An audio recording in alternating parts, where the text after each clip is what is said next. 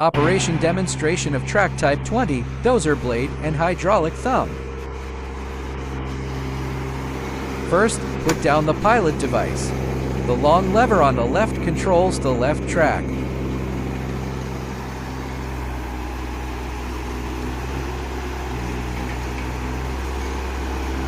The long rod on the right controls the right track.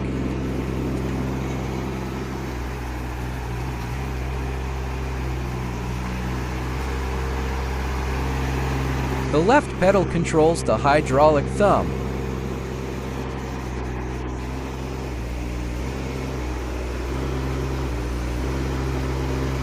The middle long rod controls the bulldozer blade.